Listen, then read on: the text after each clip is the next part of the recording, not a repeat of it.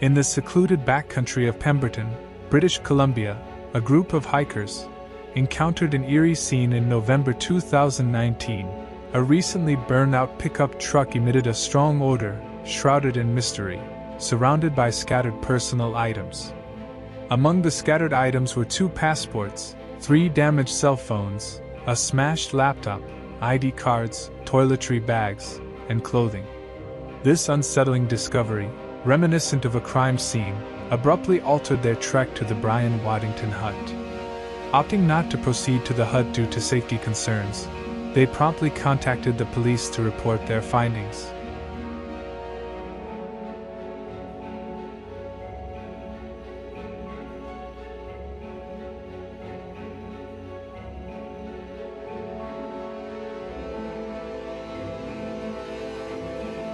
Police investigation later discovered that the truck was registered to Marshal Awasa, a 26-year-old resident of Calgary, a city in the province of Alberta, Canada. The last known contact with his family took place 6 days earlier on November 17, 2019, when he visited his mother's residence in Lethbridge, a city located 2 hours away from Calgary. The discovery of Marshal Awasa's burned-out truck 1,100 kilometers west of Lethbridge, where he was last seen, adds a perplexing layer to his disappearance. The truck was found far from his intended destination, Calgary, which is notably closer to Lethbridge. The remote location of the vehicle, about 14 hours from his mother's home, and its placement on a difficult backcountry road with scattered belongings, intensified the mystery. Marshal Awasa was born on January 3, 1993, in Lethbridge, Alberta, and is characterized as quiet, reserved, gentle, and kind. He enjoyed sports like football and rugby, as well as outdoor activities such as camping. After high school, he worked in various jobs, including at a grocery store and in manual labor. Marshal shared a close relationship with his family, particularly his sister Paige Fogan. Despite Paige moving to Hawaii, they stayed in regular touch, with Marshal visiting her every Christmas. They last met in July and August of 2019 during a family reunion and camping trip, also sharing a storage unit, which showed their close bond. Marshal enrolled in the IT program for software development at the Southern Alberta Institute of Technology, SAIT, in Calgary. However, by November 2019, his family realized he had not returned to SAIT for the fall semester. Paige noted that Marshal avoided certain questions about school, suggesting he might have been contemplating not continuing his education, possibly valuing practical experience and connections over a formal degree. On November 17, 2019, Marshal spent the day doing household chores and helping his mother with a computer problem at her house in Lethbridge. He left his mother's house at around 11 p.m., stating he was going to retrieve something from their shared storage unit and then return to Calgary. Commencing with the storage unit he was supposed to visit before returning to Calgary from his mother's home, both the police and family found everything intact. Marshal's camping gear and belongings remained untouched. Strikingly, there was no surveillance footage capturing his departure from the area, and records indicate no activity of him leaving. The lack of evidence, indicating stops or breaks during Marshal Awasa's 1,100 kilometers journey from Lethbridge to Pemberton is indeed perplexing. Unusually, there were no documented instances of Marshal refueling his truck along the route, considering the distance and typical fuel capacity. In fact, Marshal's financial activities came to a halt on November 15, 2019, with no subsequent transactions or evidence of refueling captured by CCTV cameras either around his mother's house or along the route to Pemberton. These factors contribute to the mystery surrounding his disappearance. The absence of such evidence makes it difficult to ascertain whether Marshal drove the entire distance himself, if he stopped along the way, or if someone else was involved. The investigation, as of the latest updates, did not provide clear answers to these questions, leaving a gap in the understanding of the events leading to the discovery of his truck in Pemberton. The location of the burned truck was a rugged and isolated, far from well-traveled roads or populated areas. The terrain was challenging, and reaching the site required specialized vehicles and considerable effort. Marshal's family, when they visited the site, needed the assistance of 4x4 vehicles provided by 4 Low BC, emphasizing the difficult nature of the terrain. These conditions raise further questions about how Marshal's truck ended up in such a hard-to-reach location and under what circumstances. An intriguing aspect of this story is the absence of the truck's steering wheel. In many similar situations, criminals might remove such parts to eliminate potential DNA evidence. Weeks after the initial discovery, police conducted an extended search of the area surrounding the location where Marshal's burned truck was found. During this search, they uncovered pieces of burned clothing near a creek, suggesting that someone may have attempted to remove these clothes in a hurry, possibly to avoid the fire.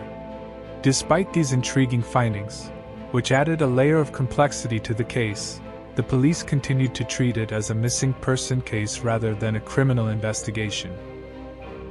The family, who have been advocating for a fire investigator since the early stages, finally saw one participate in the final search after 9 months of Marshal's disappearance. The classification of the fire as arson could potentially shift the case to a criminal investigation. However, this fire investigation would later be deemed inconclusive, which would bar Marshal's case from a criminal classification. On the other front, the family also hired a private investigator, whose findings suggest arson.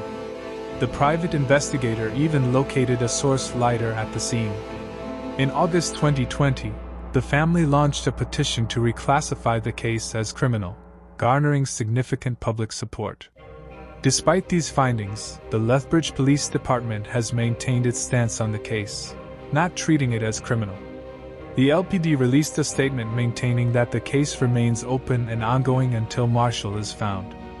They assert that the investigation has been comprehensive and that any new evidence or information will continue to be pursued.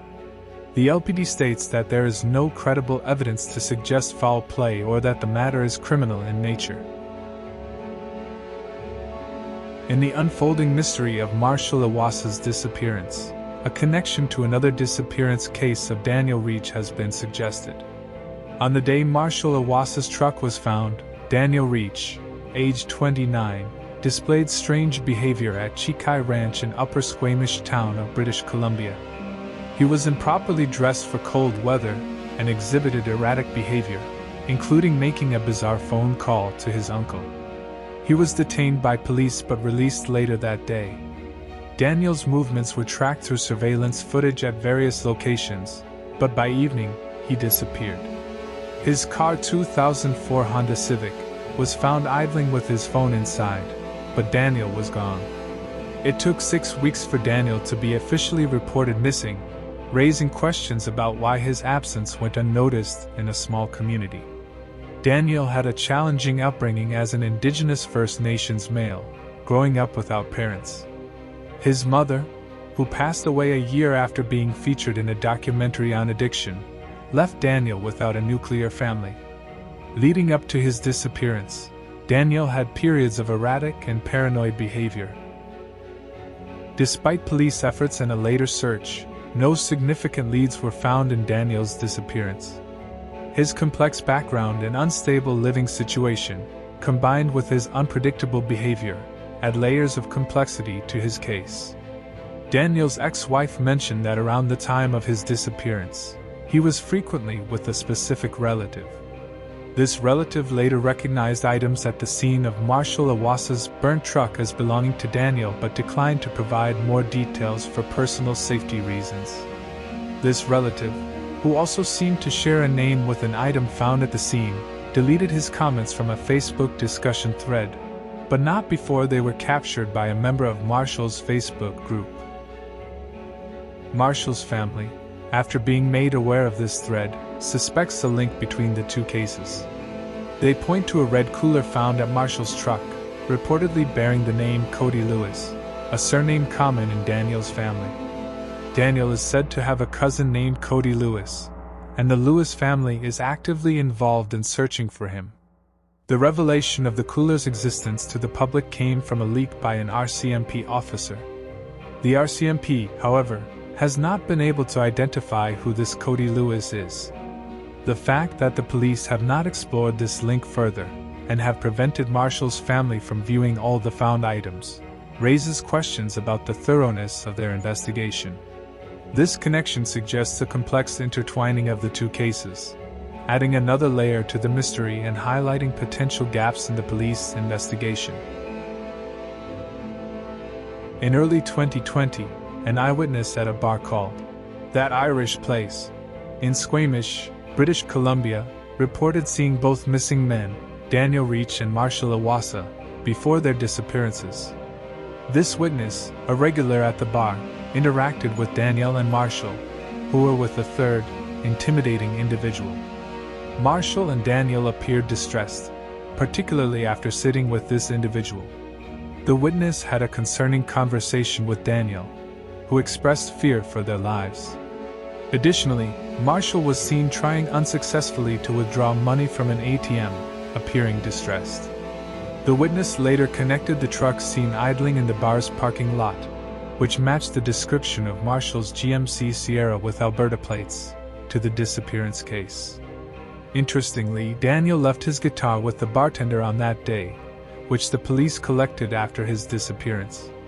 Despite having Daniel's car, phone, and guitar, the police didn't sound any alarm for his whereabouts.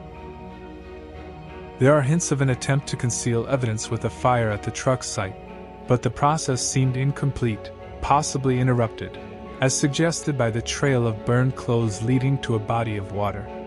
There are several unknowns regarding who or what may have tampered with the site after the discovery of Marshal Iwasa's truck. While it's conceivable that wildlife could have been involved, the possibility of human interference cannot be ruled out, especially given the concerns expressed by hikers in the area. Online discussions on platforms like WebSleuth and Reddit have speculated that both Marshal and Daniel Reach might have been involved in some sort of illegal activity. This theory is partly supported by Marshal recently paying off his truck, though his family couldn't account for his employment at the time. Storage units, where Marshal was known to frequent, are often used for illicit purposes due to their surveillance and the ease of moving disguised items. Hollowed-out electronics, found in Marshal's truck, are common concealment devices in such trades. The police's handling of the case raises questions. The delay in conducting the fire investigation and the lack of transparency with the family suggest possible mishandling. Marshal's brother-in-law revealed that the family withheld releasing the cooler photo because they initially thought the police were thoroughly investigating this angle. However, as time passed, they felt the investigation was not being pursued effectively. In conclusion, while there is much speculation, the truth behind the disappearances of Marshal and Daniel, as well as the nature of the truck's destruction, remains elusive. Both families continue to seek answers as key pieces of evidence and potential leads seem not to have been fully explored by the authorities.